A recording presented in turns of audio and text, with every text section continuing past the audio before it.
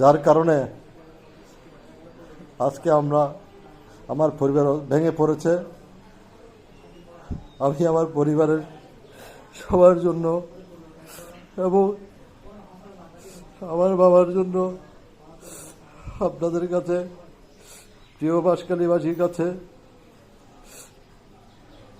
আমি দোয়া চাই।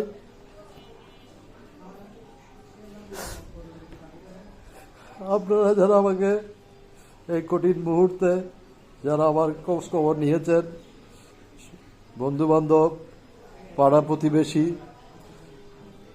এলাকার মুরব্বীরা, যারা রাজনৈতিক নেতৃবৃন্দরা, দল মত নির্বিশেষে যারা আমার খবর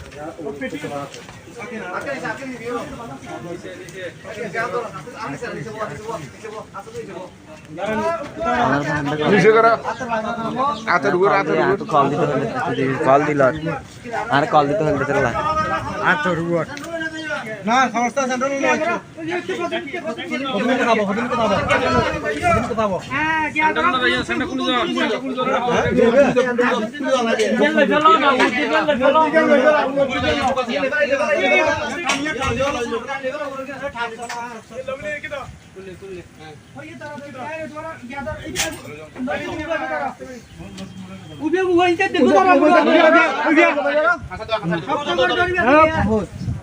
Darga ka mata chana jasa da unja da tole tat hat gala diye ধরো এদার যাতে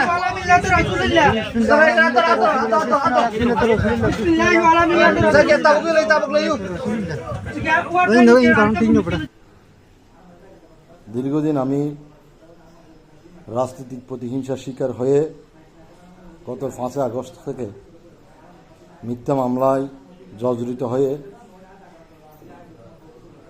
আজকে প্রায় 1 বছর আমি এলাকায় যেতে পারছি না। আমি আমার পিতার মৃত্যুতে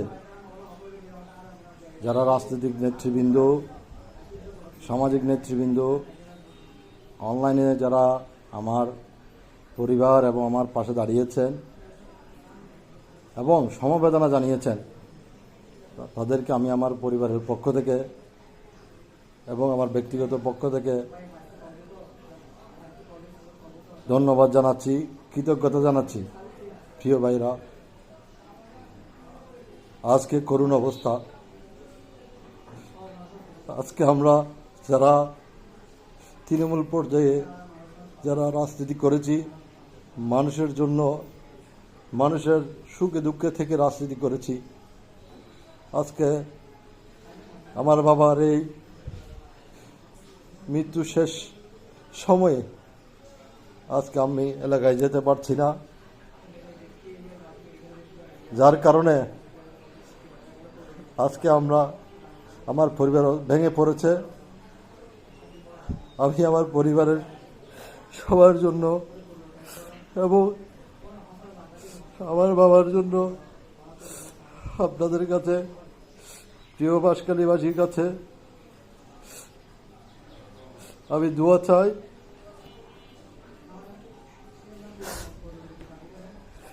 আপনারা যারা আমাকে এই কঠিন মুহূর্তে যারা আমার খোঁজ খবর নিয়েছেন, বন্ধুবান্ধব, পাড়া প্রতিবেশী, এলাকার মুরব্বীরা,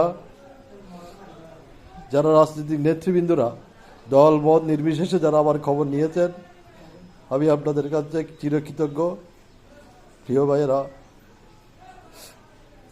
বিশেষ করে আমার এলাকার বিভিন্ন নেতাকর্মীরা, দল মত নির্বিশেষে যারা নেতৃত্ব দিচ্ছেন, আমি আপনাদের কাছে আমার কোনো ভুলের কারণে বা আমার বাবার কোনো ভুলের কারণে যদি আপনাদের মনে কষ্ট দিয়ে থাকি, আমি আল্লাহর কাছে আপনাদের কাছে ক্ষমা চাই। আপনারা আমার বাবাকে এবং আমাকে ক্ষমা করে দিবেন। আমি রাজনৈতিক প্রতিহিংসার শিকার। আমি এলাকায় থেকে এলাকার মানুষের সাথে থেকে কাজ করেছি, মানুষের সুখে দুঃখে থাকার চেষ্টা করেছি, কিন্তু এই কঠিন সময়ে আজকে আমি আমার বাবার খবরে পাশে দাঁড়াতে পারছি না। রাজনৈতিক পরিস্থিতির কারণে, এলাকার হানাহানি প্রতিহিংসার কারণে আমি আজকে এলাকায় যেতে পারছি না। আবারও যারা আমার এলাকার পাড়া মহল্লার মুরব্বীরা, আলেম সমাজ, নেতাকর্মীরা এবং যারা দল বল নির্বিশেষে যারা নেতাকর্মী আছেন, সবার কাছে আমার একটি আকুতি মিনতি, দয়া করে আমার ভুল ত্রুটি থাকলে আমাকে মাফ করে দেবেন এবং আমার বাবার কোনো ভুল ত্রুটি থাকলে আমার বাবাকে মাফ করে দেবেন।